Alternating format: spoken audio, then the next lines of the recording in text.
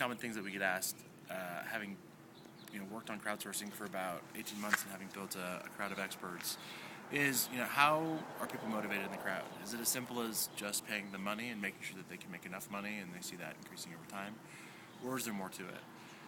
What I've really been intrigued by is the fact that people are very multi-motivational. They start off sort of usually coming to you for something, and that could be because they perceive that they can make money with you, or they perceive that there's a community of paid search experts. In our world, it might be testers in another world, or graphic designers in another world that they can learn from. And then as they get into the system, they tend to diversify the things over time that they require from the system to keep them interested and engaged. We see people that are interested in money. We see people that are interested in points, where there's sort of some definition of you've done a good job and you got some points, and maybe you can get a present or a gift or something like that. We see the need for community. We see sort of goals and badges like you would see in Foursquare. We see competition as interesting.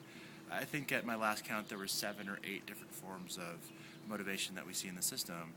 And as we continue to build TrideOut, what we've learned is that we have to design a platform that accommodates a combination of all of these things for each person, allowing them to select into the thing that's most important.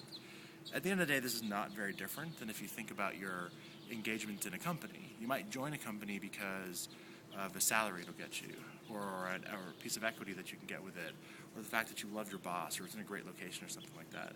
But as you go through your experience at a company, after you've been there a year, and then 2 years, and then 3 years, and then 4 years, the things you care about really do change over time. Very few people I've ever heard about take a salary and that's the only thing they ever care about in their job. As they kind of continue to find new ways to re-engage with the things that exist, the business needs to be very cognizant of providing them those opportunities. It's no different when you're building a crowd, because your crowd is essentially engaging with the opportunities you're providing them as a crowdsourcing business. So 7 or 8 types of motivation. It's not just about money. And I think all the crowdsourcing companies that I know are really learning this over the last 18 months, that their systems are beginning to be very sophisticated to provide these types of avenues.